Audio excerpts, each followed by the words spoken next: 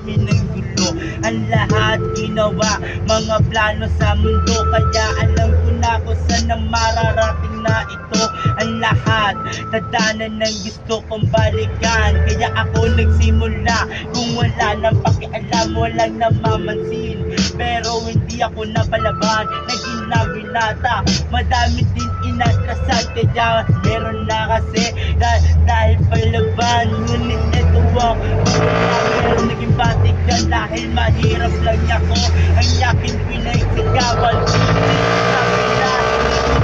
pinabayaan sarili ko ngayon. Talaga pamumuhay, madami ng gusto na pasukin, naging makulay. Kahit saan nagmapatunay kung anong dapat gawin. Di ko man alam bakit gano'n ako napaparinig.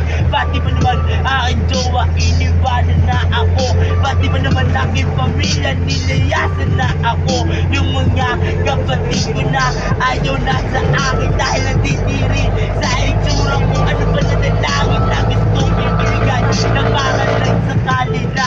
Gusto ko na mamatay na pero di ko magawa. Napapaluwa sa mata, ngunit bakit aking kaibigan ng mga tropa ayaw nila akong kalaro sa daan? Kaya na naglalakbay na gusto ko mapangisa, palagi na niyang gabay na pero ay walang kaba. Kung nangyarapin, nagsumigap dito sa Pinas. Tingnan natin dalawa kung sino feeling na malakas na galigtas.